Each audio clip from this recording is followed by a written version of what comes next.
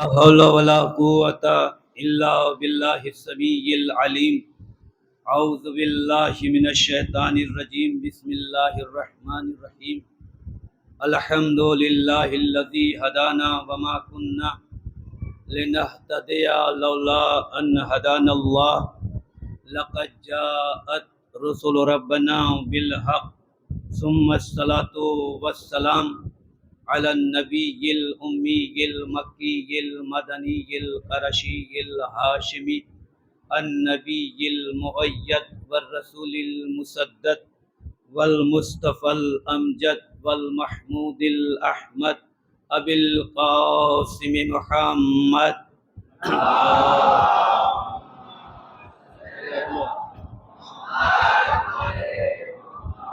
الصلاة والسلام على سید المطہر والامام المظفر والشجاع الغضنفر قاسم طوبى والسکر ابی شبیر و شبر قاتل مرحب انتر فاتح صفین و خیبر والد الریحانتین والمصلی القبلتین والتعین بالرمحین ردت له الشمس المرتین امام المشرقین سید الکونین ہادی الخافقین مولانا و مولا الثقلین ابی الحسنین الامام بالحق والوصی المطلق قسیم جنت و نار مصداق قول رسول المختار لعوتین الرایتا غدا رجلا کرارا غیر فرار غالب کل غالب مطلوب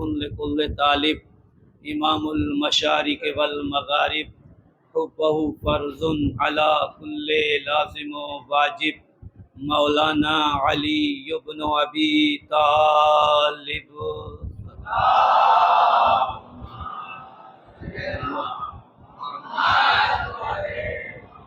اما بعد فقد قال اللہ سبحانہ تبارک و تعالی وقولہ الحق. بسم اللہ الرحمن الرحیم.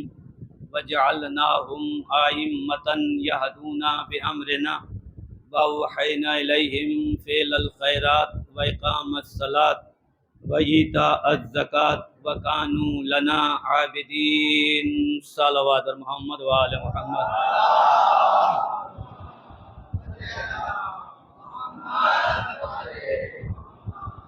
بزرگان محترم و برادران عزیز و محبان خاندان رسالت و ماتمداران و سید الشہداء، آپ کے درمیان آج یہ 5ویں مجلس بعنوان معرفت امام اور قرآن کا آغاز میں کر رہا ہوں، اور کچھ باتیں بچوں کے لیے میں بیان کر دوں تاکہ جو بھی رہ گئے ہیں وہ بھی آ جائیں اور اس کا فائدہ آپ حضرات کو بھی مل جائے. اس لیے کہ ہمارے اوپر تو الزام لگتے رہتے ہیں کہ مولانا کبھی نماز پر گفتگو نہیں کرتے، جب بھی گفتگو کرتے ہیں صرف ولایت پر یا اہل بیت کے دشمنوں پر. دیکھیے، چونکہ یہ ہمارا نسب العین ہے، اہل بیت سے محبت کرنا، ان کے دشمنوں پر تبرہ کرنا، تو یہ ہر شیعہ کا نسب العین ہوتا ہے. اس سے کوئی شیعہ بھاگ سکتا ہی نہیں. شیعہ اصلاً کہتے ہی اسی کو ہیں کہ جو اہل بیت سے محبت کرے اور ان کے دشمن پر لعنت کرے. تو اس سے کوئی چیز الگ نہیں ہو سکتی. لیکن نماز بھی ہمارے لیے ایک اہم عبادت ہے، اور آپ حضرات سے میری گزارش ہے کہ اول تو سبھی پڑھتے ہیں، لیکن جو نہیں پڑھتے ان کو ضرور پڑھنا چاہیے، چونکہ نماز مومن کی معراج ہے. الصلاۃ معراج المومن. یہ جو ہے مومن گویا نماز میں جب کھڑا ہوتا ہے تو براہ راست یہ اپنے پروردگار کے سامنے ہوتا ہے. دیکھیے، دنیا میں حاکم بہت ہیں، حاکموں کی کمی نہیں، لیکن ابھی آپ کے بھی محلے میں جو کل آپ کے ساتھ رہتا تھا اگر آج دنیا میں چھوٹا سا منصب پا جاتا ہے تو اس سے ملاقات مشکل ہو جاتی ہے۔ اگر وہی باپ کے ساتھ بیٹھنے والا میئر بن جائے تو آپ کی رسائی ناممکن ہو جائے گی۔ وہی سنسد ودھائک ہو جائے تو ملنا اور مشکل ہو جائے گا۔ وہی روز بیٹھنے والا آپ کے ساتھ سی ایم بن جائے تو چپلیں ٹوٹ جائیں گی وہاں تک پہنچتے پہنچتے۔ وہی بیٹھنے والا پی ایم بن جائے تو زندگیاں گزر جائیں گی، آپ پہنچ بھی نہ پائیں گے۔ تو یہ دنیا کے حاکموں کا ہے کہ وہ منصب پاتے ہیں تو جو روز بیٹھنے والے بھی ان سے نہیں مل پاتے۔ لیکن جو کائنات کا سب سے بڑا حاکم، یا یوں کہوں کہ تمام حاکموں کا حاکم ہے، اس نے اپنے بندوں کے لیے 5 وقت معین کر رکھا ہے۔ تو جو 5 وقت اس نے دیا ہے کہ آؤ ہم سے گفتگو کرو۔ یہ نماز کیا ہے؟ نماز براہ راست اللہ سے گفتگو کرنے کا نام ہے، اور اس کے لیے بڑے آداب اور تہذیب بھی ہیں۔ سب سے پہلے آپ سے وضو کرایا جاتا ہے، تو وضو کا بھی ایک طریقہ ہے۔ وضو کے لیے یہی حکم ہے کہ پہلے آپ اپنے دونوں ہاتھوں کو دھلیے۔ دیکھیے تھوڑا میں ڈیفینیشن 5 منٹ میں بتاؤں گا تاکہ نماز کی ایک اہمیت اور نماز کا ایک رتبہ اور نماز کا ایک ثواب و جزا جو ہے وہ آپ کے ذہنوں میں بیٹھ جائے۔ اس کے بعد انشاءاللہ میں اپنی گفتگو پر آ جاؤں گا۔ تو آپ ہاتھ دھلتے ہیں وضو کے لیے سب سے پہلے، اور ہاتھ دھلنے کے بعد آپ پانی کو چلو میں لیتے ہیں اور اس کو دیکھتے ہیں۔ دیکھنے کے بعد اس کو منہ میں ڈالتے ہیں کلی کے عنوان سے۔ تو کہا تو جاتا ہے کلی کر رہے ہیں، لیکن اللہ آپ سے کلی نہیں کروا رہا ہے، بلکہ آپ کے منہ میں پانی ڈلوا کر اس کا مزہ چکھوا رہا ہے کہ اس کو چکھو کہ اس کا مزہ کیسا ہے۔ اگر آپ کو اس کا مزہ اچھا لگا تو پھر اللہ کہتا ہے کہ صرف اس پر اطمینان نہ کرو، اس کو ناک میں ڈالو اور سونگھو کہ کہیں اس سے بدبو تو نہیں آ رہی ہے۔ جب ہر طرف سے آپ مطمئن ہو جائیں تب اپنے نورانی چہرے پر اس پانی کو ڈالیں۔ توجہ کیجیے گا، یہ اللہ احتیاط اپنے بندوں کے لیے بتا رہا ہے۔ اللہ اپنے بندوں سے کس قدر محبت کرتا ہے۔ اب اس کے بعد چہرے پر آپ جب دھل چکے تو آپ کو کوہنی سے لے کے انگلیوں تک دھلوایا جا رہا ہے۔ پھر آپ کے سر کا مسح اور اس کے بعد پاؤں کا مسح۔ یہ کیوں کرایا جا رہا ہے؟ آپ کے جسم کے وہ اجزاء ہیں وضو میں کہ جہاں سے آپ کے جسم کا آغاز ہوتا ہے۔ توجہ کیجیے گا، آپ کے پورے جسم کا آغاز جہاں جہاں سے ہوتا ہے، یا آپ کے جسم کا جو حصہ کنارہ ہے، وہاں پر آداب وضو کو بتایا گیا۔ صرف اس لیے بتایا گیا تاکہ کچھ امراض ایسے ہیں کہ جو انسان کے سرے سے ہی پیدا ہوتے ہیں، جیسے برس کا مرض، جذام کا مرض۔ اگر آپ باوضو رہیں گے تو ان 2 مرضوں سے ہمیشہ محفوظ رہیں گے۔ توجہ کیجیے گا۔ اب اس کے بعد یہ بندہ بڑے ہی اہتمام کے ساتھ گلدستہ عبادت پر آتا ہے، اور آنے کے بعد اطمینان سے کھڑا ہوتا ہے، اللہ کے روبرو ہوتا ہے۔ ہونے کے بعد نیت کرتا ہے، نیت کے بعد دونوں ہاتھوں کو کانوں تک لاتا ہے، اور لانے کے بعد کہتا ہے اللہ اکبر۔ اچھا، اللہ اکبر تک بات سمجھ میں آئی، لیکن یہ بندہ اپنا دونوں ہاتھ کیوں اٹھا رہا ہے؟ تو یہ اٹھا اس لیے رہا ہے کہ جیسے آج کوئی دنیا میں مجرم ہوتا ہے حکومت کی نظر میں، اور جب اس کو گرفتار کیا جاتا ہے یا وہ اپنے کو سرنڈر کرتا ہے تو وہ اپنے ہاتھوں کو اٹھا لیتا ہے، یعنی گویا ہم آپ کے سامنے سرنڈر کر رہے ہیں۔ تو اب یہاں بندہ بھی اپنے ہاتھوں کو اٹھا رہا ہے، حالانکہ یہ مجرم نہیں ہے۔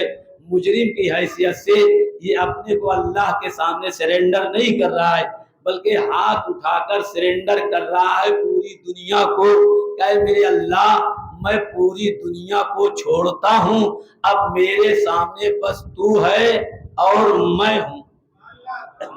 بھائی توجہ فرمائیں، بس تو ہے اور میں ہوں۔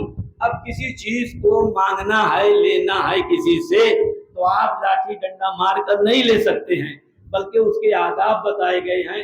اگر کسی سے کچھ لینا ہے تو پہلے اس کی حمد و ثنا کرنا پڑے گی، اس کی تعریف کرنا پڑے گی، تعریف کرنے کے بعد اپنا مطالبہ رکھا جاتا ہے۔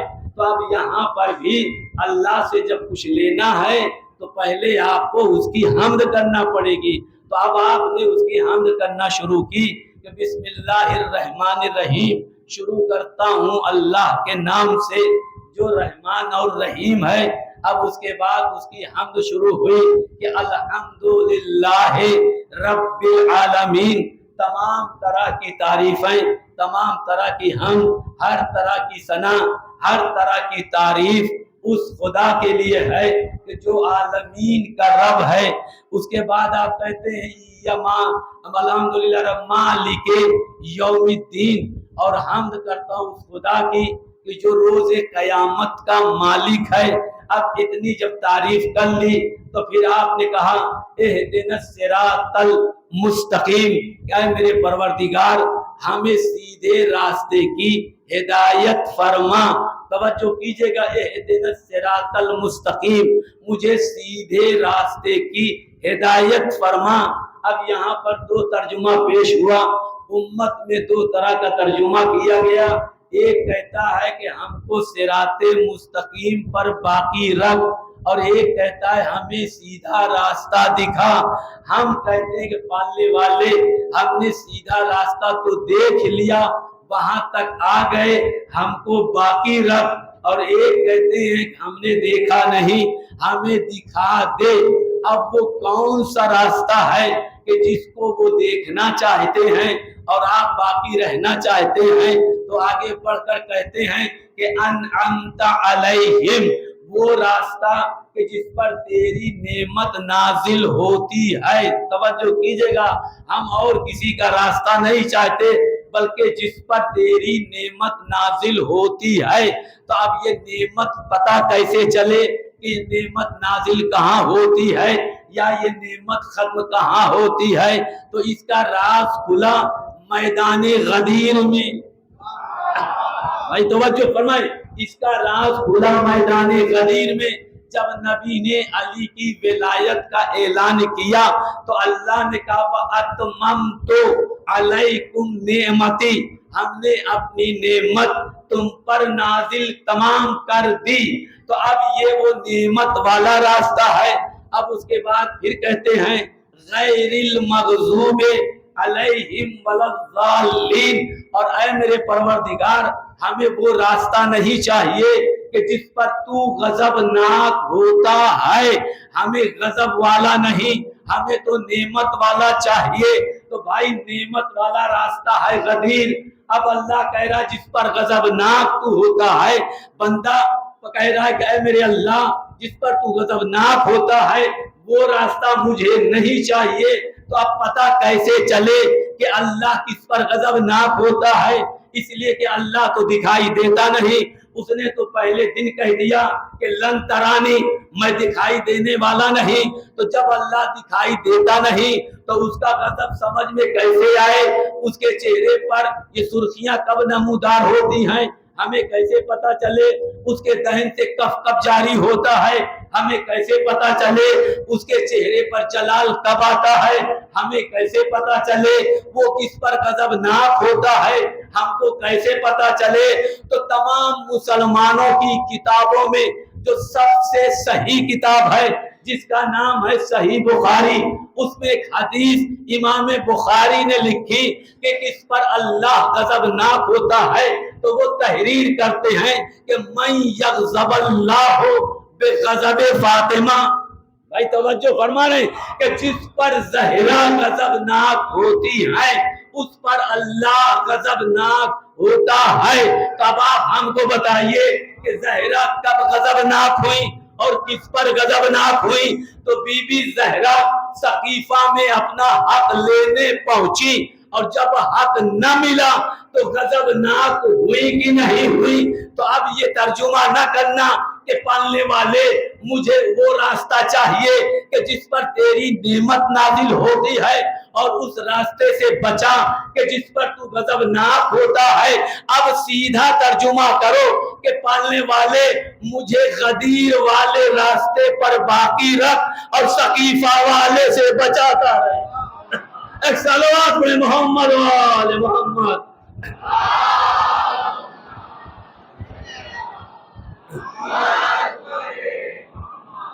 اب آپ نے جیسے ہی پورا سورہ ختم کیا، تمام کیا، ویسے ہی اتنا آپ کو اچھا لگا حمد الہی کرنے میں کہ فوراً آپ نے دوسرا سورہ شروع کر دیا۔ اب جیسے دوسرا سورہ ختم ہوا، اللہ نے کہا میرے بندے بس کر، بہت دیر سے میری تعریف کر رہا ہے۔ یہ جیسے کہا ویسے بندہ رکوع میں چلا گیا۔ رکوع میں جب گیا تو کیا کہتا ہے؟ سبحانہ ربی العظیم و بحمدہ، تمام تعریف اس اللہ کی کہ جس کی ذات بڑی عظیم ہے۔ یہ کہہ کے آپ کھڑے ہوئے تو جب کھڑے ہوتے ہیں تو کیا کہتے ہیں؟ سمیع اللہ لمن حمدہ، کہ میرے پروردگار جو میں نے تیری حمد کی اس کو تو تو نے سن لیا۔ آواز قدرت آتی ہے، ہاں میرے بندے ہم نے سن لیا، اب تو تھک گیا ہے بیٹھ جا۔ توجہ کیجئے گا، تو تھک گیا ہے بیٹھ جا۔ جیسے ہی بیٹھنے کو کہا ویسے یہ بندہ خوشی خوشی سجدے میں چلا گیا اور جا کے کہتا سبحان ربی الاعلی و بحمدہ، تیری ذات سبحان ہے اور تو ہی تمام کائنات کا مالک اور خالق ہے۔ اب یہ کہہ کے جب آپ بیٹھے تب آپ کو موقع غنیمت لگا کہ اب اللہ سے جو مانگنا ہے مانگ لو، اس لیے کہ اللہ کی حمد کر دی، میرا اللہ ہم سے خوش ہو گیا۔ اب جیسے ہی آپ اطمینان کے ساتھ بیٹھے ویسے آپ نے کہا استغفر اللہ ربی و اتوب الیہ، کہ میرے پروردگار میرے گناہوں کو بخش دے۔ جیسے کہا بخش دے ویسے اللہ نے کہا اے میرے بندے ہم نے تیرے گناہوں کو بخش دیا۔ بخشش کی محمد وآل محمد۔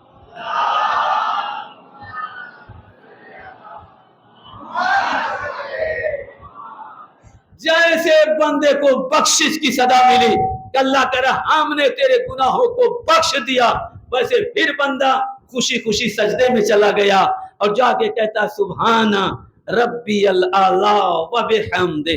تو سوچو کہ کتنی اچھی عبادت ہے، کتنا بندے کو مزہ آتا ہے، ایک تمام کیا دوسرے کے لیے کھڑا ہو جاتا ہے۔ تو اللہ کی حمد و ثنا کرو اور اس کے بعد مانگو، دیکھو اللہ کو عطا کرتا ہے کہ نہیں کرتا۔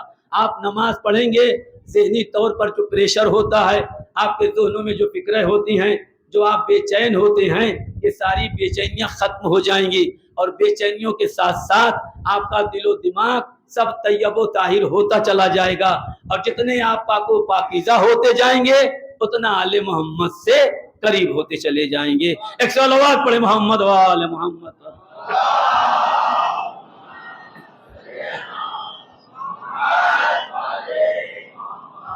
عزیزان محترم، میں نے قرآن مجید کا 21واں سورہ الانبیاء اس کی 73ویں آیت کہ جس میں اللہ ارشاد فرما رہا ہے کہ وَجَعَلْنَاهُمْ أَئِمَّةً يَهْدُونَ بِأَمْرِنَا، کہ اللہ تعالیٰ جب بھی امام بنے گا، امام بنانا ہمارا کام ہے، اور ہم جس کو امام بناتے ہیں يَهْدُونَ بِأَمْرِنَا، وہ ہمارے ہی امر سے، ہمارے ہی حکم سے، ہماری ہی مشیت سے، ہمارے ہی ارادے سے ہدایت کرتا ہے اور ہدایت کرتا رہے گا۔ وَأَوْحَيْنَا إِلَيْهِمْ فِعْلَ الْخَيْرَاتِ، اور ہم جس کو امام بناتے ہیں اس پر عمل خیر کی مسلسل وہی کرتے رہتے ہیں۔ وَإِقَامَ الصَّلَاةِ وَإِيتَاءَ الزَّكَاةِ، اور ہم جس کو امام بناتے ہیں، ہم جن کے سر پر تاج امامت رکھتے ہیں، ہم جن کو مسند امامت پر بٹھاتے ہیں، ہم ان کی شان یہ ہے کہ وَقَانُوا لَنَا، وہ نماز کو زندگی دیتے ہیں اور زکوٰۃ کو حیات بخشتے ہیں۔ وَقَانُوا لَنَا عَابِدِينَ، اور ان کی شان یہ ہے، ان کی علامت یہ ہے، ان کی پہچان یہ ہے کہ وہ کبھی بھی اللہ کے علاوہ کسی اور کے سامنے سجدہ نہیں کرتے۔ جب بھی وہ سجدہ کرتے ہیں تو بس اللہ کا سجدہ کرتے ہیں، جب بھی سر کو جھکاتے ہیں تو بارگاہ الہی میں اپنی پیشانی کو خم کرتے ہیں، تو اللہ نے امام پر یہ ذمہ داری ڈالی ہے کہ دیکھو تمہیں نماز کو زندگی دینا ہے، نماز کو زندہ کرنا ہے۔ امام نماز پڑھنے کے لیے نہیں آتا، نماز پڑھنے بہت ذمہ داری کے ساتھ میں آپ کے سامنے یہ بات کر رہا ہوں کہ امام جس کو اللہ بناتا ہے اس سے اللہ نے کہا ہے نماز کو زندگی دینا۔ نماز پڑھنے کے لیے امام نہیں آتا، نماز پڑھنے کے لیے جناب عیسیٰ آئے ہیں، اس لیے کہ جناب عیسیٰ جب پیدا ہوئے تو پیدا ہوتے ہی کہہ رہے ہیں کہ وَأَوْصَانِي بِالصَّلَاةِ وَالزَّكَاةِ مَا دُمْتُ حَيًّا۔ اب یہاں پر غور تھوڑی وضاحت کر دوں تاکہ بات سمجھ میں آ جائے کہ اللہ جو جناب عیسیٰ سے کہہ رہا ہے اور امام ذہن میں رہے کہ امام نماز نہیں پڑھتا بلکہ نماز کو زندگی دیتا ہے، نماز عیسیٰ پڑھیں گے، اس لیے کہ خود عیسیٰ پیدا ہوتے ہی کہہ رہے ہیں کہ وَأَوْصَانِي بِالصَّلَاةِ وَالزَّكَاةِ مَا دُمْتُ حَيًّا، یعنی جب تک میں صلاۃ یعنی عام نماز، جب اس نماز پر صلاۃ پر الف لام لگ جاتا ہے عربی گرامر میں تو وہ خاص ہو جاتا ہے، یعنی اب یہ عام نماز نہیں بلکہ خاص نماز۔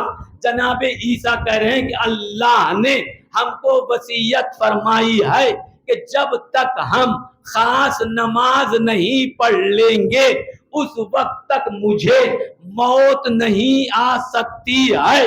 بھائی توجہ کیجئے گا، اب کہاں تک، اب چونکہ تاریخ پر جب نظر ہوتی ہے تو بات انسان کے ذہنوں میں آسانی سے پہنچتی ہے۔ تو اب یہ عیسیٰ چند گھنٹے کے ہیں، چند گھنٹے کے عیسیٰ ہو کر یہ وصیت کی تذکرہ کر رہے ہیں کہ میرے اللہ نے مجھے وصیت فرمائی کہ جب تک میں خاص نماز نہیں پڑھ لوں گا اس وقت تک مجھے موت نہیں آ سکتی۔ تو بھائی وہ خاص نماز کون سی ہے؟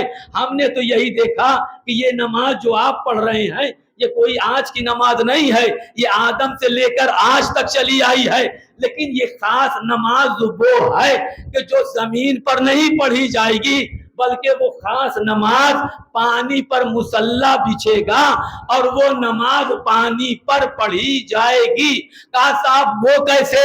اس لیے کہ امام حجت جب تشریف لائیں گے تو وہ پانی پر مصلی بچھائیں گے، لیکن میں کہوں گا اے میرے پروردگار پوری دنیا سے چاہے وہ نبی ہو یا رسول ہو یا پیغمبر ہو یا مولوی ہو عالم ہو فقیہ ہو، تو نے ہر ایک سے کہا کہ میرے لیے سجدہ کرنا مگر زمین پر کرنا، چاہے آدم ہو آدم سے کہا میرا سجدہ کرو مگر زمین پر کرنا، نوح سے کہا میرا سجدہ کرو مگر کہا زمین پر کرنا، جناب ابراہیم سے کہا سجدہ کرو مگر زمین پر کرنا، موسیٰ سے کہا سجدہ کرو لیکن ہم زمین پر کرنا، یحییٰ زکریا سے کہا کہ سجدہ کرو مگر زمین پر کرنا۔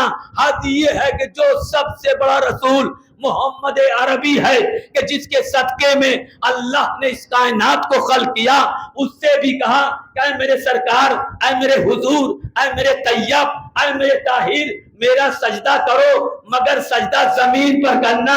تو میں کہوں گا پالنے والے آدم سے لے کے محمد تک اور محمد سے لے کے مجھے اعجاز مہدی آگا نجفی تک تو نے ہر ایک سے کہا کہ سجدہ کرنا مگر زمین پر کرنا۔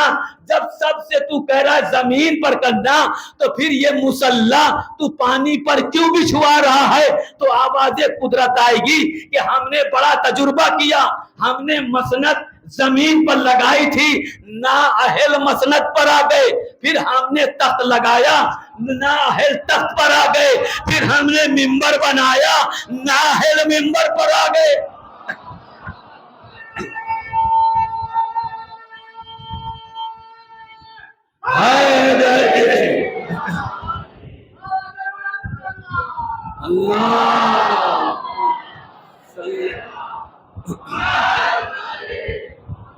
اللہ جو فرمانے کہ مسند بچھائی، آگے لوگ مسند پہ بھی بیٹھ گئے، تخت لگایا، تخت پہ آ گئے، منبر بنایا، منبر بھی نااہل پر آ گئے، کسی نے کچھ چھوڑا نہیں۔ لہذا اب ہم نے یہ عہد کیا ہے کہ مسلح ہم پانی پر بچھائیں گے.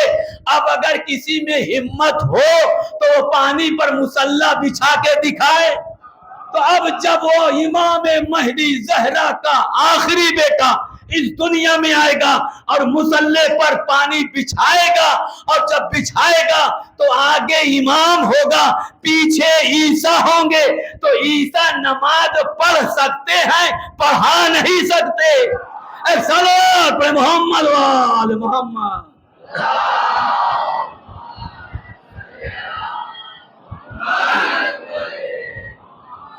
سوچو یہ عیسیٰ کوئی معمولی بات چیز نہیں ہے، بڑے عظیم رسول ہیں. اور کل ان کی ماں کا تذکرہ میں آپ کے سامنے کر رہا تھا. بھائی نظر کا تذکرہ ہوا کہ رب انی نذرت لک ما فی بطنی محررا فتقبل منی انک انت السمیع العلیم. تو جو نذر مانی گئی تھی وہ کون تھی؟ عیسیٰ کی ماہی کے سلسلے میں جو تھا، یعنی عیسیٰ کی نانی تھی، وہ نذر مان رہی تھی. ولادت کس کی ہوئی تھی؟ مریم کی ہوئی تھی. اور جب مریم کی ولادت ہو گئی تو اس پر امتحان بھی بڑا ہوا تھا، اس کی پرورش کے لیے، اس کی کفالت کے لیے. تو اللہ نے امتحان بھی لیا تھا. سب کے قلم دریا میں ڈلوائے تھے اور سب کا قلم ڈوبا تھا. صرف جناب زکریا کا قلم سطح آب پر آیا تھا. اور اس کے بعد بھی اللہ کو اس نبی پر بھروسہ تھا، مگر اس کے گھر والوں پہ نہ تھا. کھانے کا جب مسئلہ آیا تو وہ بھی اللہ نے روک دیا اور روک کر اپنے یہاں سے کھانا بھیجا. لیکن یہی زکریا عالم ضعیفی پر تھے. اور جب مریم کے پاس انہوں نے ترو تازہ کھانا دیکھا، تازہ رطب، کہ ابھی موسم نہیں. بھائی اس ٹائم تو آم کا موسم ہے، لیکن جب آم کا موسم نہ ہو اور آم نظر آ جائے تو آدمی کو تعجب ہوگا کہ نہیں ہوگا. تو بھائی رطب کھجور کا دور نہ تھا، پکنے کا زمانہ نہ تھا، لیکن مریم کے سامنے تازہ رطب، اور وہ بھی ایک وقت ہی قرآن کرا وَكُلَّمَا دَخَلَ عَلَيْهَا زَكَرِيَّا الْمِحْرَابَ وَجَدَ عِندَهَا رِزْقًا قَالَ يَا مَرْيَمُ أَنَّ لَكِ هَذَا قَالَتْ هُوَ مِنْ عِندِ اللَّهِ إِنَّ اللَّهَ يَرْزُقُ مَن يَشَاءُ بغیر حساب. یعنی جب بھی صبح شام دوپہر تہجد کے وقت جب بھی جناب زکریا بیت المقدس میں پہنچے تو جناب مریم کے پاس تر و تازہ رزق دیکھا، تازہ رطب دیکھا. تو جناب مریم سے کہا بیٹا یہ کہاں سے آیا؟ تو جناب مریم بے نیاز ہو کر کہتی ہے کہ اللہ جسے چاہتا ہے بے حساب و کتاب دیتا ہے. تب جناب زکریا نے بھی سوچا، توجہ کیجئے گا، کہ جب بغیر موسم کے اللہ تازہ پھل دے سکتا ہے تو وہ اللہ اس بڑھاپے میں مجھے اولاد بھی دے سکتا ہے. تو لہذا کبھی اللہ سے کسی کو مایوس نہیں ہونا چاہیے. اب جیسے دل میں آیا فوراً جناب زکریا نے ہاتھ کو اٹھا دیا. ہنالک دعا زکریا رب حب لی من لدنک ذریۃ طیبہ انک سمیع الدعاء. کہ میرے پروردگار مجھے بھی ایک بیٹا دے دے. توجہ کیجئے گا، مجھے بھی ایک بیٹا دے دے، اور وہ بھی بیٹا طیب و طاہر چاہتا ہوں، پاک و پاکیزہ چاہتا ہوں. جیسے کہا ویسے اللہ نے فوراً جناب زکریا کی دعا قبول کی. فنادتہ الملائکۃ وہو قائم یصلی فی المحراب. تمام ملائکہ نے جناب زکریا سے کہا جس وقت جناب زکریا بیت المقدس میں کھڑے ہو کر نماز پڑھ رہے تھے، اس وقت یہ فرشتے گروہ کا گروہ، جھنڈ کا جھنڈ آیا، اور آنے کے بعد کہتا ہے کہ ان اللہ یبشرک بیحییٰ مصدقا بکلمۃ من اللہ وسیدا وحصورا ونبیا من الصالحین. یعنی اللہ اے زکریا تم کو بشارت دیتا ہے کہ تمہارے یہاں یحییٰ پیدا ہوگا، منصب میں نبوت ہوگی، ذات میں حصور ہوگا، یعنی پاک و پاکیزہ اللہ تمہیں بیٹا دے گا. توجہ کیجئے گا. اب کب کہا؟ کہ جب جناب زکریا حالت نماز میں تھے. اتنی دیر تک فرشتے ان کو بشارت دے رہے ہیں. آج دنیا کا مسلمان یہ کہتا ہے کہ صاحب علی نے فرشتے کو نماز میں جو انگشتری دی تو پھر علی کی نماز نہ رہی، علی کی نماز میں خلل آ گیا. غور کیجئے گا، اس لیے کہ فرشتے نے، سائل نے آواز دی تھی، اللہ کے گھر سے پلنے والے تیرے گھر آیا تھا، تیرے گھر سے واپس جا رہا ہوں. مولا کائنات نے حالت رکوع میں انگلی کو حرکت دی، وہ آگے بڑھا، جا کے اس نے انگشتری کو اتارا. تو اس پر مسلمان کہتا ہے صاحب علی کی نماز نہ رہی، اس لیے کہ فرشتے کی آواز سنی، فوراً انگشتری دے دی. جب یہ الزام ہے کہ علی نے صرف ایک صدا سنی اور اس کو انگشتری دی، تو مسلمان کہتا ہے کہ صاحب علی کی نماز نہ رہی. تو اے مسلمانوں ہمیں بتاؤ کہ آیا زکریا کی نماز رہی کی گئی؟ اس لیے کہ زکریا بھی حالت نماز میں ہیں، اللہ کے گھر میں ہیں، اور اتنی دیر تک ایک فرشتہ نہیں، پورا جھنڈ جناب زکریا سے کہہ رہا ہے کہ اے زکریا تم کو بشارت ہو، تمہارے یہاں یحییٰ پیدا ہوگا، ذات میں سید ہوگا، منصب میں نبی ہوگا، بندہ صالح ہوگا. تو اتنی دیر تک جو فرشتے کہتے رہے، کیا جناب زکریا اپنا کان بند کیے ہوئے تھے؟ تو آپ بتاؤ کہ صاحب زکریا کی نماز رہی کہ گئی؟ بھائی غور فرما، بھائی زکریا کی نماز رہی کی گئی؟ کہا صاحب وہ نبی ہیں. غور کیجئے، تو اگر وہ نبی ہیں تو علی ولی ہیں. غور نہیں کیا؟ اگر زکریا نبی ہیں تو علی ولی ہیں. اور پھر دونوں میں فرق تو دیکھو کہ زکریا وہ ہے کہ جس کو فرشتہ دینے آیا تھا، علی وہ ہے کہ جس سے فرشتہ لینے آیا تھا.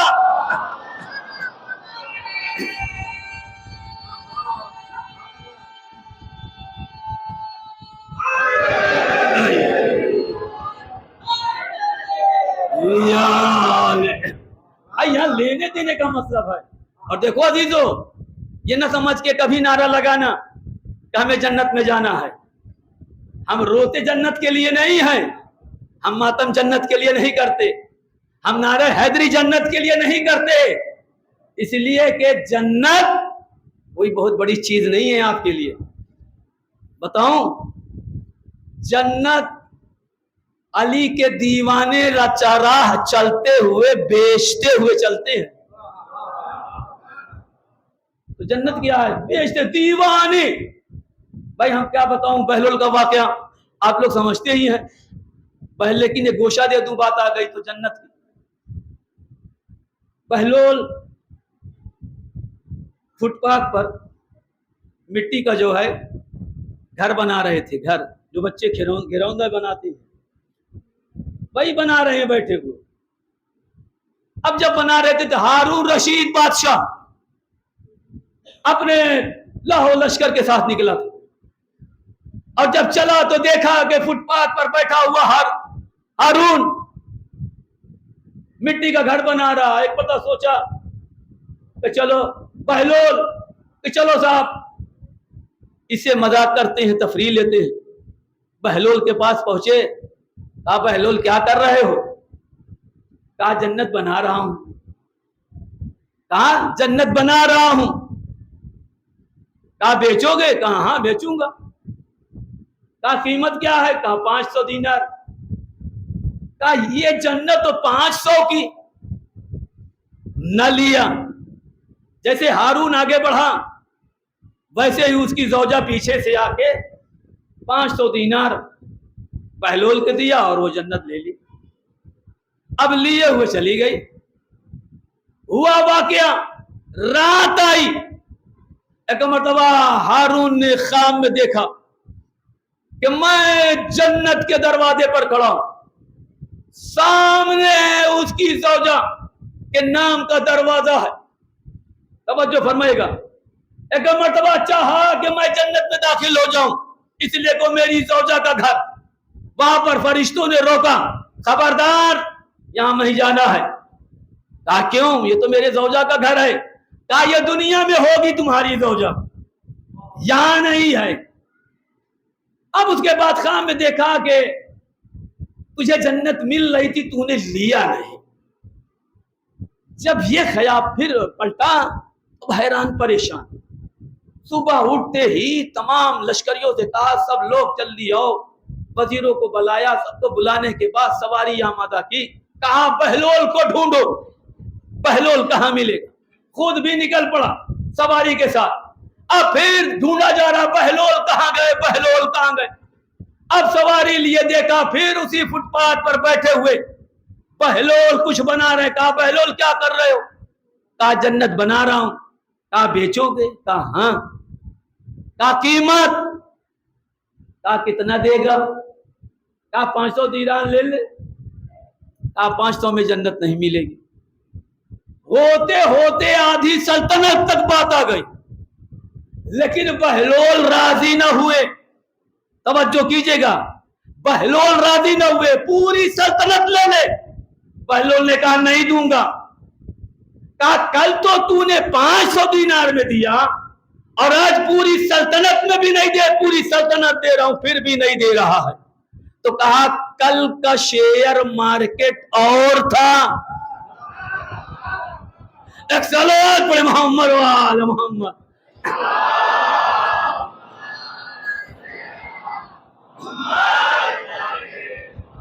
ایسے نہیں اور بلند آواز سے پڑھیں صلوات محمد وآل.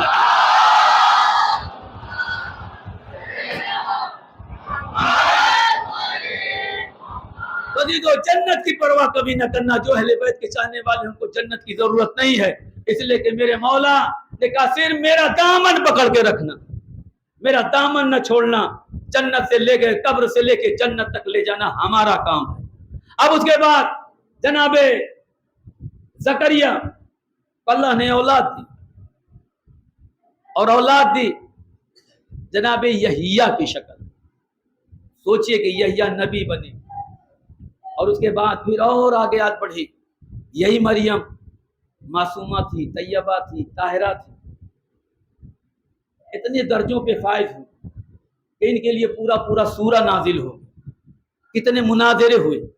ایران میں بھی ایک عیسائی آ کے مناظرہ کر رہا تھا اور اس نے جو ہے ہمارے آیت اللہ اور مرجع سے سوال کیا تھا کہ یہ بتائیے کہ آپ کی زہرا افضل ہے یا ہماری مریم؟ اس لیے کہ بنی اسرائیل کی 2 خاتون ہیں بازی, ایک کا نام ہے مریم اور ایک کا نام ہے بتول. توجہ کیجئے گا, وہ یعقوب کی اولاد سے ہیں, یہ اسماعیل وہ ابراہیم اسماعیل کی ہیں, وہ یعقوب کی اولاد سے. اسماعیل اور اسحاق دونوں بھائی اسحاق سے ہیں بنی اسرائیل اور جناب اسماعیل سے ہیں بنی ہاشم. جناب اسحاق کی عزت و آبرو کا نام ہے مریم اور اسماعیل کی عزت و آبرو کا نام ہے زہرا. توجہ کیجئے گا. اب یہ 2 بیویاں تقابل کون کر رہا ہے؟ عیسائی کر رہا, ہمارے عالم سے کر رہا ہے کہ دیکھو تمہارے ہاں زہرا کا نام اول تو قرآن میں نہیں ہے اور ہماری مریم کے نام کا اللہ نے قرآن میں سورہ بھی رکھا. توجہ فرمائیں, سورہ بھی سورہ مریم, اور نہ جانے کتنے مقامات پر مریم کا اللہ نے نام لیا لیکن قرآن میں کہیں زہرا کا نام نہیں ہے. تو ہمارے عالم ربانی نے کہا کیا کبھی تو بادشاہوں کے دربار میں گیا ہے؟ کہا ہاں گیا تو ہوں. تو کہا یہ بتا دربار میں کنیزوں کا نام لیا جاتا ہے؟ مالکہ جو ہوتی ہیں ان کا. ایک صلوات پڑھے محمد وآل محمد.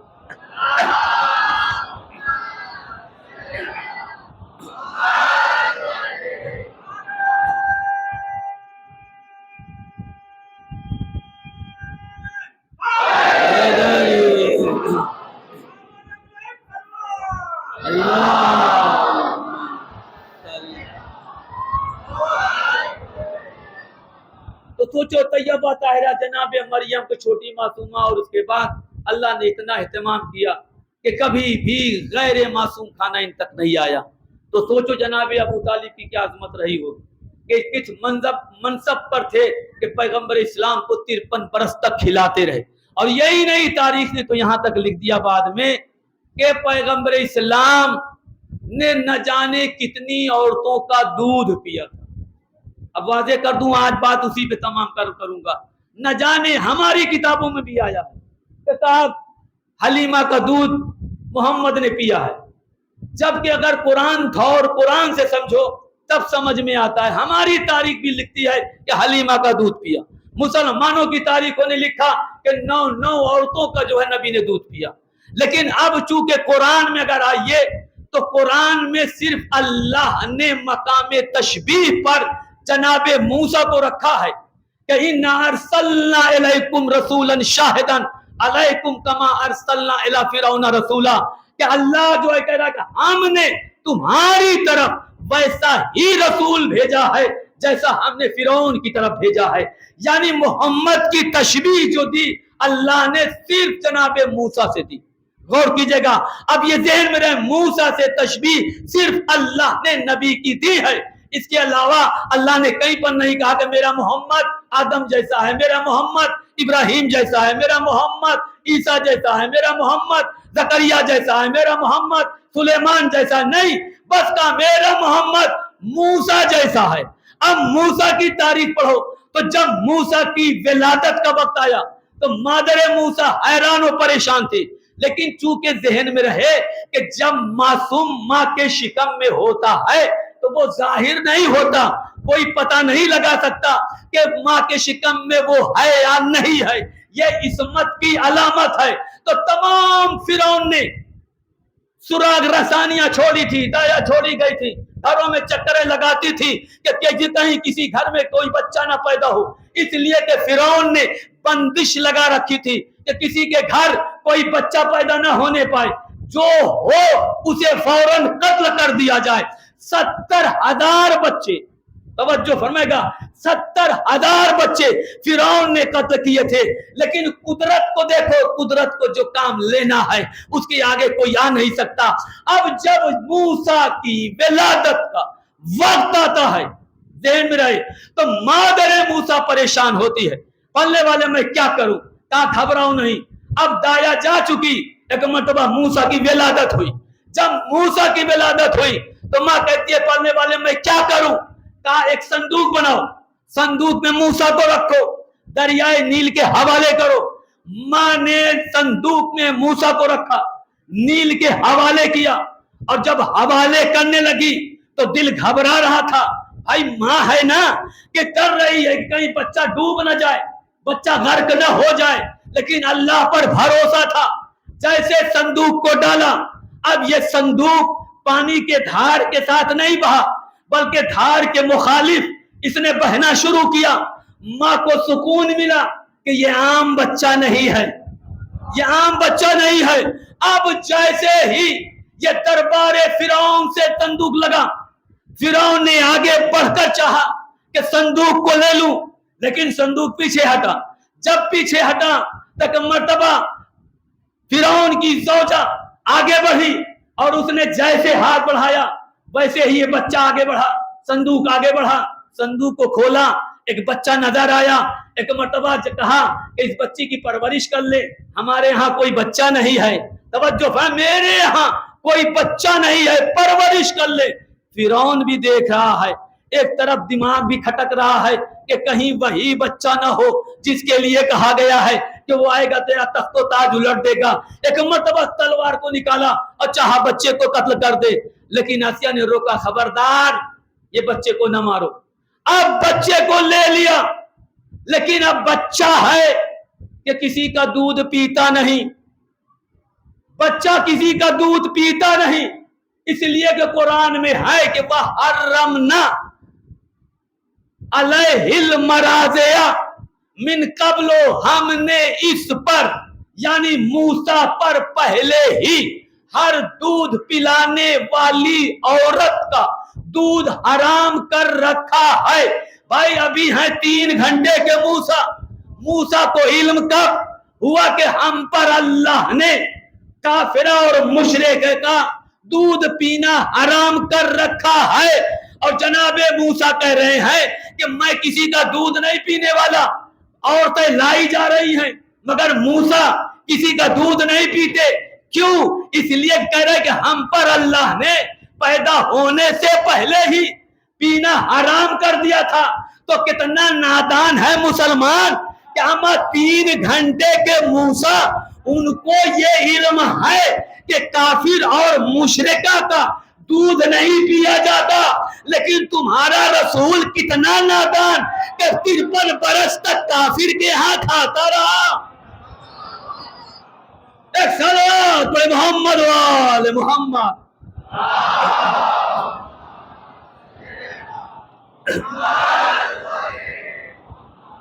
سوچے 53 برس تک کھاتے رہے، اور اس کے بعد جب کوئی نہ ملا تو مادر موسیٰ نے موسیٰ کی بہن سے کہا، قدسیہ سے، کہ جا کے فرعون کے دربار میں بتا دے کہ کیا میں کسی ایک اہل بیت کو بتاؤں کہ جو آ کے دودھ پلا دے۔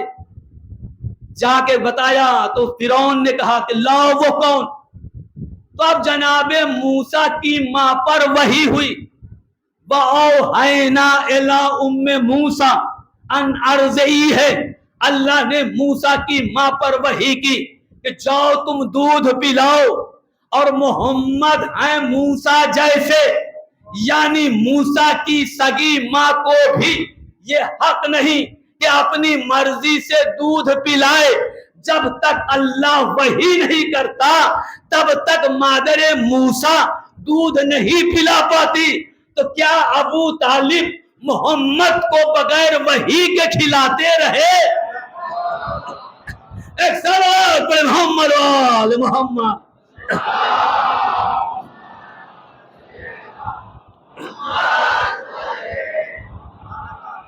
کہ محمد کی شان بڑی عجیب ہے، اور اسی شان کے لیے ہمیشہ علی اپنی جان قربان کرتے رہے۔ مولا کائنات نے کبھی بھی محمد پر کوئی خطرہ آنے نہیں دیا۔ حد یہ ہے کہ بڑی بڑی جنگیں ہو گئی اور ہر جنگ میں اللہ کا رسول محفوظ رہا۔ صرف ایک جنگ ایسی تھی کہ جس میں علی نہیں گئے، جنگ خیبر تھی۔ جنگ خیبر میں اللہ کا رسول نہیں لے کے گیا، قافلہ گیا، لشکر گیا، اور اس کے بعد جنگیں بھی ہوئیں۔ 39 دن تک جنگ ہوتی رہی۔ بس بات تمام کو زیادہ نہیں زحمت دوں گا، اس لیے کہ آج مسائل مجھے زیادہ پڑھنا ہے۔ 39 دن تک، ایک دن 2 دن نہیں، 39 دن تک لوگ جاتے رہے، مگر خیبر فتح نہیں ہو رہا تھا۔ 40واں دن آیا تو اللہ نے کہا کہو نادے علی مظہر العجائب۔ توجہ فرمائیے گا۔ تو اب 40ویں دن مولا کائنات پہنچے، لیکن ہمیں خیبر نہیں پڑھنا ہے، بس ایک واقعے کی طرف لانا ہے۔ جب مولا کائنات کو رسول نے علم دی، علم لینے کے بعد جب چلنے لگے خیبر کی طرف، تو کہ مرتبہ رسول نے پلٹ کر تمام صحابیوں سے کہا کہ آج علی کی فتح کی سب سے پہلے جو خبر دے گا وہ مجھ سے جو مانگے گا وہ میں عطا کروں گا۔ اللہ اکبر! یعنی آج بلا قید بلا شرط اللہ کا رسول اعلان کر رہا ہے کہ سب سے پہلے جو علی کی فتح کی خبر دے گا آج وہ مجھ سے جو مانگے گا وہ میں عطا کروں گا۔ یہ رسول کا اعلان ہو گیا۔ سارے صحابی علی کے پیچھے پیچھے چلے۔ اب تفصیل میں نہیں جانا ہے۔ ایک مرتبہ علی کے سامنے مرحب آیا، اور ادھر مرحب کا آنا تھا کہ یہ ذوالفقار ایک مرتبہ چمکی، ادھر چمکنا تھا کہ سر سے لے کے سینے تک، سینے سے لے کے گھوڑے تک، گھوڑے سے لے کے زمین تک اترتی چلی گئی، اور جیسے اتری ویسے نعرہ تکبیر کی صدا بلند ہوئی، اور جیسے بلند ہوئی ویسے سلمان فارسی رسول کے پہلو میں بیٹھے بیٹھے کہا یا نبی اللہ آپ کو مبارک ہو۔ بھائی بیٹھے بیٹھے کہا یا نبی اللہ مبارک۔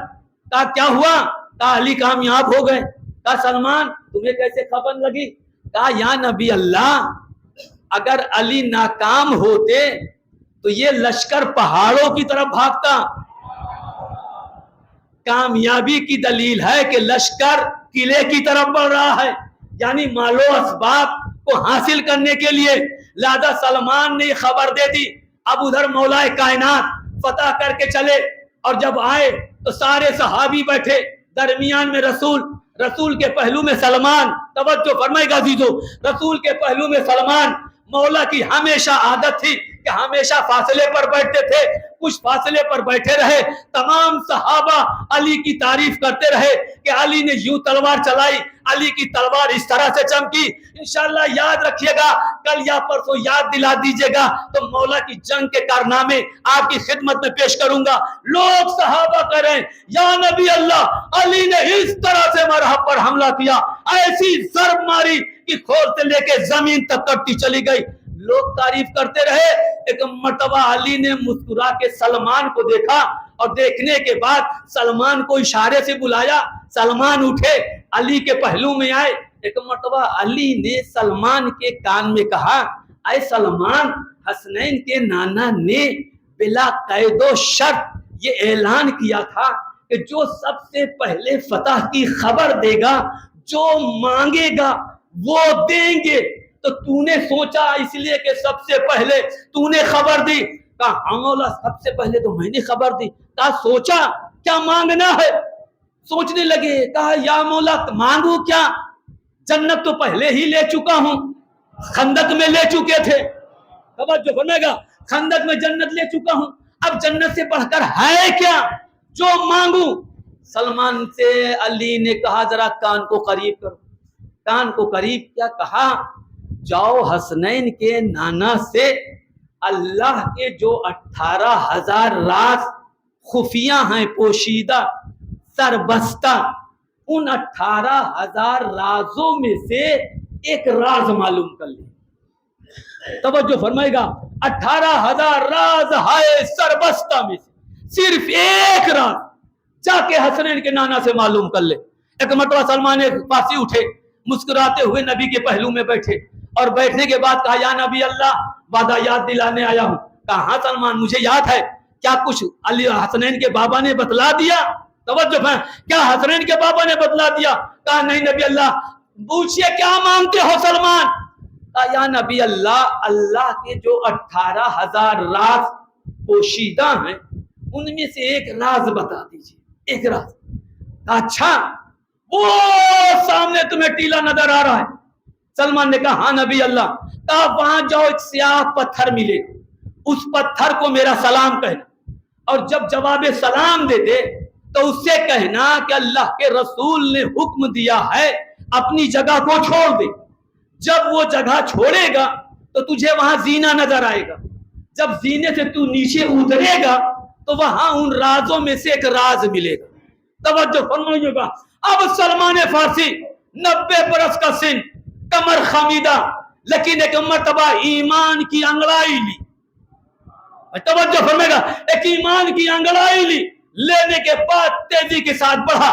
بڑھنے کے بعد پہاڑی پر پہنچا. کیا دیکھا کہ سیاہ پتھر ہے. پتھر کو کہا تجھے نبی نے سلام کہا ہے. فوراً اس نے جواب دیا. ادھر جواب کا ملنا تھا. کہا نبی کا حکم ہے اپنی جگہ چھوڑ دے. اب جیسے کہا ویسے پتھر نے جگہ چھوڑی. اب جب جگہ چھوڑی تو سلمان کو زینہ نظر آیا. اب جب سلمان نیچے اترے تو عجیب منظر دیکھا. دیکھا کہ ایک نورانی شہر ہے.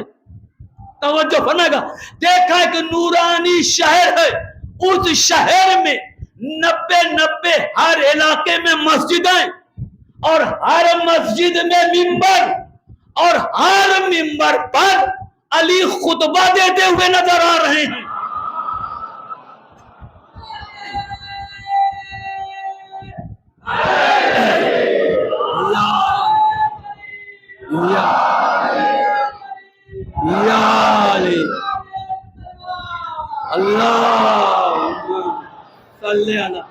محمد تو ہر منبر پر امیر کائنات خطبہ دیتے ہوئے نظر آ رہے. ایک مرتبہ سلمان نے سوچا میں نورانی ستون کے پیچھے چھپ جاؤں اور سن کر میں اپنے مولا کا خطبہ سنوں. ادھر نورانی ستون کے پیچھے کھڑے ہو گئے. ایک مرتبہ میرے مولا کا خطبہ اسٹارٹ سے شروع ہوا. الحمدللہ الذی لا الہ الا ہوا یعلمون الانسان ویسمع سلمان. تمام حمد اس اللہ کے لیے ہے کہ جس کے علاوہ کوئی معبود نہیں، اور تمام انسان جان لے اور ستون کے پیچھے کھڑا سلمان سن لے. कोई तवज्जो फरमाए, सुतून के पीछे खड़ा सलमान सुन ले कि जन्नत के परिंदे अपनी दरख्तों के शाख पर बैठकर अपनी चहक में मौला फरमा रहे हमारा नाम लेते हैं। हवा अपनी लचक में हमारा नाम लेती है, परिंदे अपनी आवाज में हमारा नाम लेते हैं, पानी रक्स के चलन में। भाई कैसे भाई, इस टाइम बारिश का मौसम है, आप देखिए जब धार के साथ पानी जो है बहता है तो पानी घूमता हुआ चलता है, तो मौला फरमाते हैं कि पानी अपने रक्स के चलन में मेरा नाम लेता है, शेर अपनी दहाड़ में मेरा नाम लेता है। तो मैं आज दुनिया वालों से कहता हूं कि आज तुम इंसानों की जबान तो रोक सकते हो, मगर शेरों की जबान कैसे रोकोगे? मोहम्मद वाले मोहम्मद।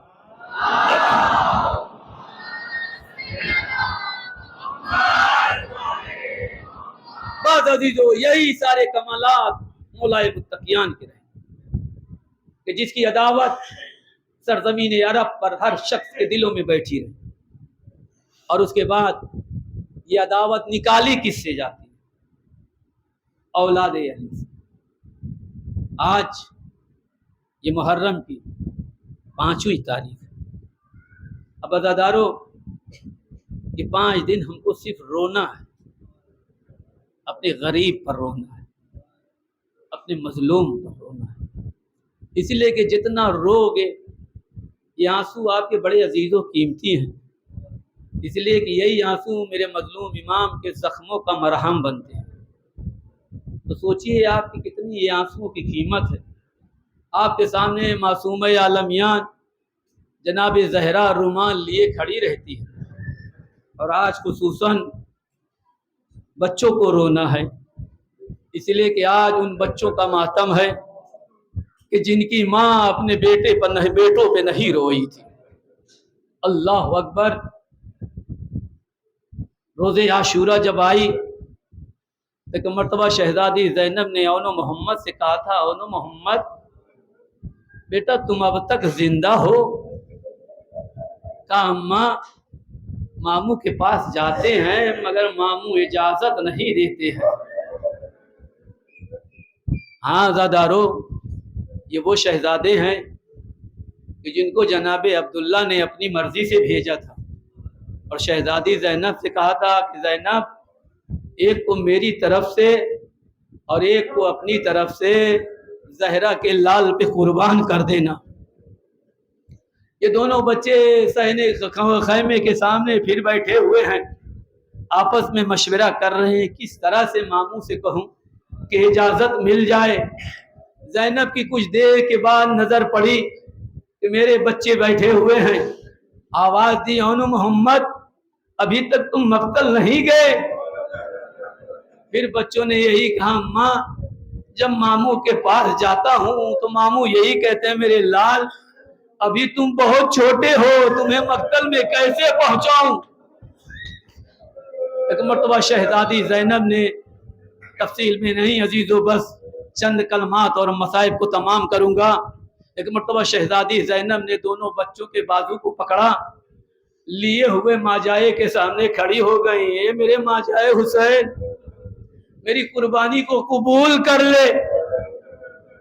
बस इतना कहना था कि इमाम हुसैन ने औनो मोहम्मद को सीने से लगाया, और लगाने के बाद आवाज दी, अब्बास मेरे करीब आ जाओ। इधर गाजी पहुंचे, कहा अब्बास एक भाई को तुम सवार करो, एक को मैं सवार करता हूँ। एक को अब्बास ने घोड़े पर बिठाया, दूसरे को सैयदुल शुहदा ने घोड़े पे बिठाया। एक मर्तबा साथ साथ कुछ दूर चलते हैं। हुसैन ने कहा जाओ शहजादो खुदा हाफिज। ये कहना था कि एक मर्तबा गाजी दोनों घोड़ों के दरमियान में आए, लिजाम को पकड़े हुए आहिस्ता आहिस्ता चलते हैं, चलते जाते हैं और कहते हैं ओनो मोहम्मद, हे मेरे लाल इस तरह से जंग करना कि जाफर का खून का तो जौहर दिखाई दे जाए। ए ओनो मोहम्मद देखो आपस में साथ साथ रहना, जुदा ना होना। ए मेरे लाल इन लाइनों पे पढ़ पढ़ कर हमला करना। गाजी अब्बास बच्चों को फनून जंग बतला रहे हैं। एक मर्तबा ये दोनों बच्चे आगे बढ़े, आवाज दी अब्बास ने, जाओ शहजादो खुदा हाफिज। एक मर्तबा ये शहजादे मक्तल में पहुंचते हैं। पहुंचने के बाद रजस पढ़ते हैं। इधर रजस के बाद एक मर्तबा दुश्मनों की तरफ से तीर और नेज़े आने शुरू हुए। ये दोनों बच्चे हमलावर होते हैं और ऐसी जंग करते हैं कि फौजे यजीद पीछे हटने पे मजबूर हो जाती है। एक मर्तबा शिम्र मलून कहता है, अरे ये बनी हाशिम के बच्चे हैं, ये ऐसे नहीं मार सकते, बल्कि इनको चारों तरफ से हिसार कर लो, हर तरफ से इन पर हमला करो। एक मर्तबा शिम्र मलून ने आगे तीर अंदाजों को लगाया, पीछे नेज़ा बरदारों को लगाया, उसके पीछे घोड़सवारों को लगाया। एक तरफ से तीर चल रहा है, दूसरी तरफ से नेज़े चल रहे हैं। ये दोनों बच्चे मशगूल थे कि मर्तबा आउन ने देखा कि मेरा भाई नजर नहीं आता। एक मर्तबा तस्मे पर पांव रखा और रख के चाहा खड़े होकर मोहम्मद को देखूं, लेकिन जैसे खड़े हुए वैसे घोड़े के तीर का तस्मा टूटा, आन जमीन पर गिरे। उधर मोहम्मद ने चाहा अपने भाई को देखूं, लेकिन भाई नजर न आया। एक मर्तबा तस्मे पे खड़े हुए, इधर तस्मा टूटा, बच्चे जमीन पर गिरे। आवाज दी, ए अम्मो मेरी मदद को आइए। बस इतना कहना था कि अब्बास और हुसैन एक मर्तबा शेर की तरह झपटे, लाइन भागे, लेकिन जब मक्तल में पहुंचे तब मोहम्मद न रहे। दादारो दो फिक्रे और सुन लो, रोने में कमी न करना, इसलिए कि बच्चे वो हैं कि जिस पर ज़ैनब नहीं रोई थी, जब रोई तो हुसैन पर रोई। हाँ दादारो, एक मर्तबा बच्चे जमीन पर गिरे, आदि आगे बढ़े, हुसैन आगे बढ़े। एक मैयत को हुसैन ने उठाया, दूसरी मैयत को अब्बास ने उठाया, लिए हुए खैमे की तरफ चले। एक मर्तबा खैमे के सामने बच्चों के लाशे को रखा, इधर लाश को रखना था। एक मर्तबा हुसैन ने कहा, फिजा जाके मेरी बहन से कह दे कि औलो मोहम्मद आ गए हैं। इतना कहना था कि जैसे ज़ैनब घबरा के निकली खैमे से कि शायद मोहम्मद जिंदा वापस आए हैं, लेकिन जब सामने क्या देखा कि सामने मेरे बच्चों की मैयत रखी है। हुसैन ने आगे बढ़कर बाजू को पकड़ा, कहा मां जाए बाजू छोड़ दे, इधर बाजू छोड़ा। ज़ैनब आगे बढ़ी, बीबियों ने समझा शायद ज़ैनब अपने को बच्चों के लाशे पे गिरा लेगी, लेकिन ज़ैनब ने न गिराया, बल्कि एक मर्तबा दोनों बच्चों के दरमियान एक जगह बनाई, जमीन पर सर रखा, आवाज दी, ए मेरे परवरदिगार तेरा शुक्र है। हाँ दादारो, बस आखिरी फिक्रा, ये ज़ैनब कभी और मोहम्मद पर न रोई, करबला में न रोई, कूफे में न रोई, शाम में न रोई, लेकिन जब रिहा होके एक मर्तबा घर पहुंची, मुसल्ला खाली था, हुजरा खाली था, करबला का रुख किया, आवाज दी, ए औनो मोहम्मद मेरे लाला जाओ, घर खाली है, तुम्हारा मुसल्ला खाली है। बस इतना कहना था कि मर्तबा ज़ैनब गश खा के गिरी, औनो मोहम्मद की शबी बरामद हो रही। ए बच्चों आओ, मेरे मौला की ज़ियारत करो। अल्लाह अल्लाह अल्लाह।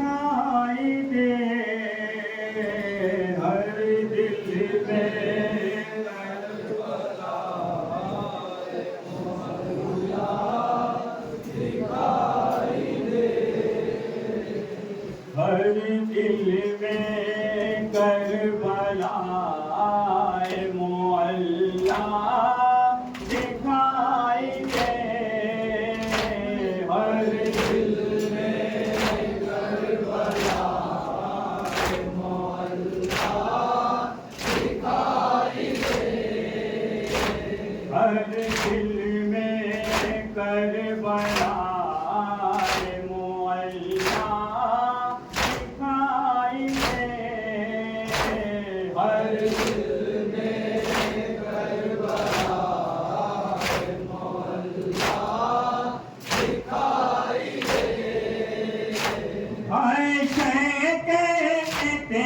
میں کیا کروں کچھ سوچتا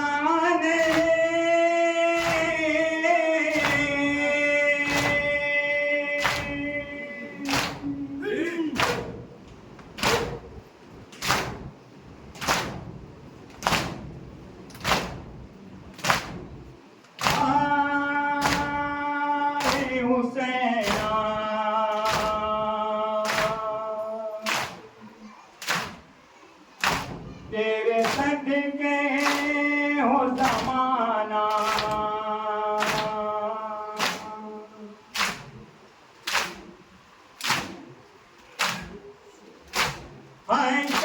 کہتے تھے میں کیا کروں کچھ سوچتا نہیں،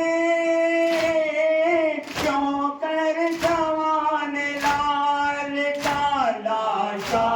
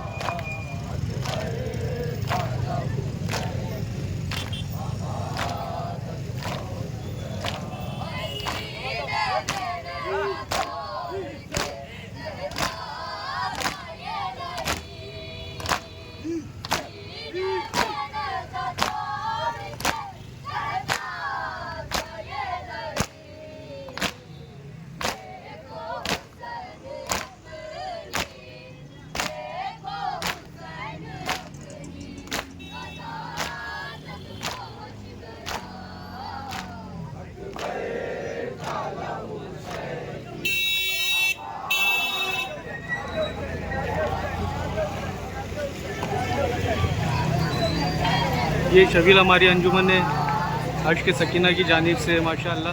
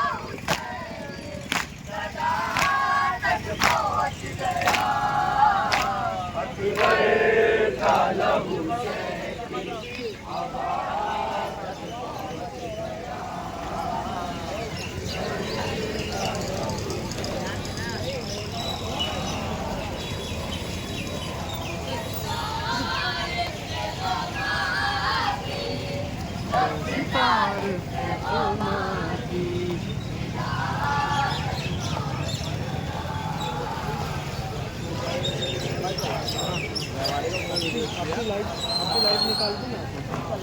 हाँ, इसके बाद में घर से